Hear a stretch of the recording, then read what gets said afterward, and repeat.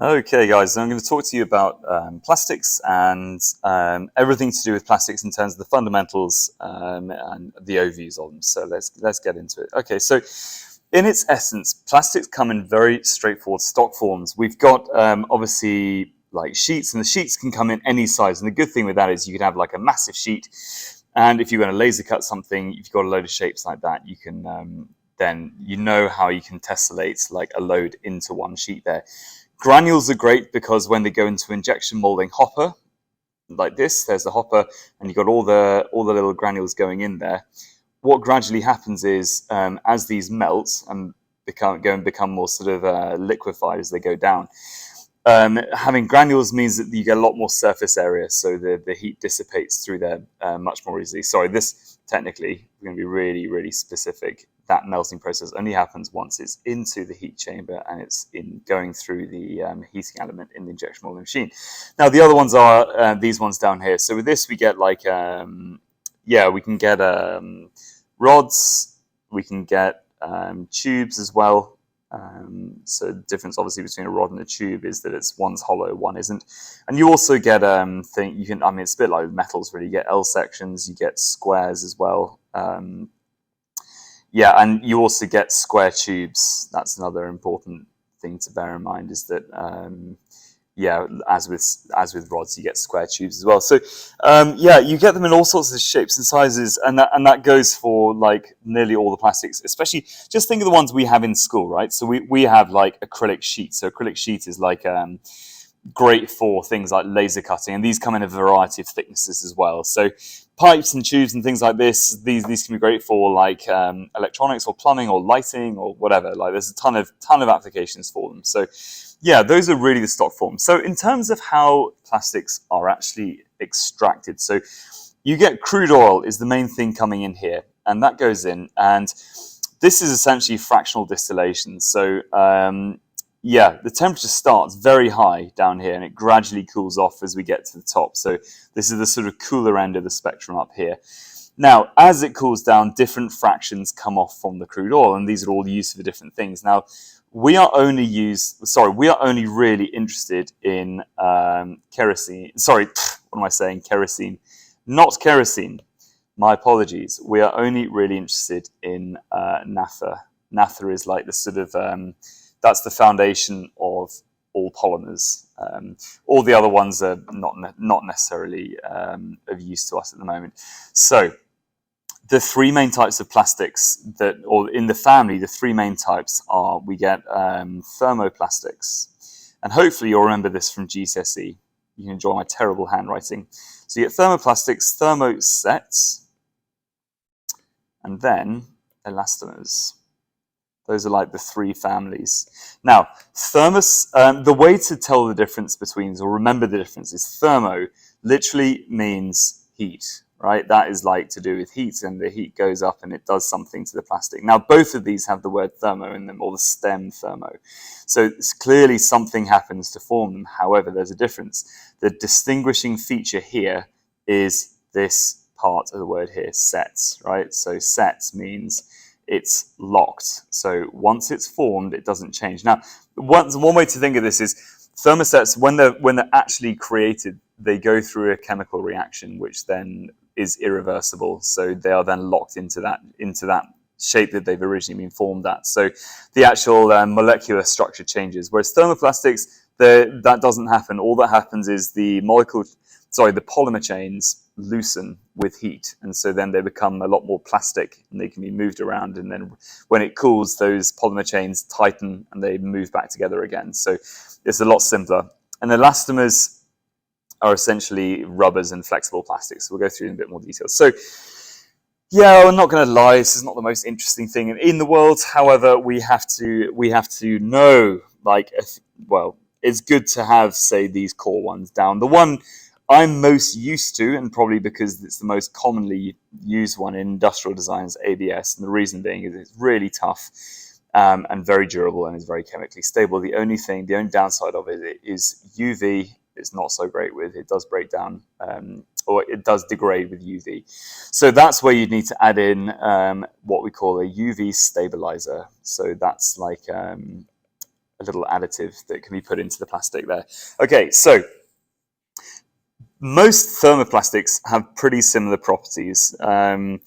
HDP and ABS are fairly similar. Polypropylene is fairly flexible. Acrylic is very brittle, but very hard as well. So tends to be like brittleness goes with hardness, hardness goes with brittleness. They're sort of like together. Nylon is a little bit more elastic and it's fairly soft, but it's got a very it's tough as well. And polystyrene.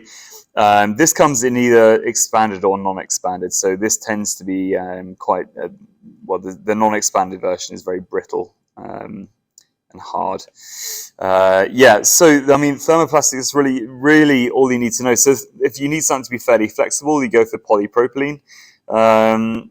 If you need something to be tough and rigid and safe, ABS is a great choice. So you can see the uses down there. Thermoplastics are great because they can be recycled, and this is the main distinguishing feature, right? So because these are recyclable, it means that they are more sustainable for the environment and generally better. But the only thing is these can only really go through like 1 or 2 cycles, because as they're recycled, that heating and then reforming and rebonding process degrades the polymer chain. So gradually the polymer, it loses its structural integrity and its strength and all that kind of thing. So all thermoplastics will have these symbols underneath them. Sorry, well, you want to say underneath, I mean often it's on the bottom. It's part of the injection molding process. They'll just emboss this onto the plastic. It's good to see here, guys, the applications that they're used for. In these, this is good because for identifiers and recycling centers, the machines can scan these numbers, then they can categorize them into bins. That's the thing. Actually, you can't just recycle all plastics together; they have to be separated because they've all got different melting points. Thermosets, there's not very many of them. This is the equivalent in the metals world. This is similar to softwoods in woods, and then in metals, this is similar to ferrous in the sense that there's just not very many of them. So, yes, UF, as it's often known, because we can't be able to write urformaldehyde, and it's the same for melamine formaldehyde as well. UF and MF, again, very similar. They are, the thing with thermosets are that they are very good for quite extreme applications. So applications where you've got very high heat or you've got a lot of wear and tear. They're very durable and they're very, very resistant to heat. They'll burn before they melt. So for plugs, this is great because if you get a power surge coming through, it won't melt. So if you get like a massive energy spike coming through out there, it won't melt the plug. Whereas if it's made from polypropylene, it would melt. So that's one of the big points with these. They're good insulators. Melamine is also food safe, so this is why it's used for like kitchen countertops and picnic ware and generally laminates. So like flooring is another application of this. It's like floor veneer or plastic veneer is melamine. Epoxy resin, this is often cast, and this is what's used to coat things. So this is used with carbon fiber. It's bonded around carbon fibers to then make a hard material. So it's super hard and super tough. We can actually cast it at school, so it's good for schools. And polyester resin is very similar. Okay, on to elastomers. So this chap here, you can see he's wearing a neoprene wetsuit. Now, elastomers are great because they are flexible to different degrees. Natural rubber comes from rubber trees, so that's a natural source. This is great because they are tough and it's a good foundational rubber to have other things added to it. So generally they're tough and they've got very high tensile strength. So tensile strength is a material's ability to withstand being pulled apart. So it's very good for that and is a very good insulator from electricity and temperature. Butadiene rubber. I mean, the applications are nearly identical on these.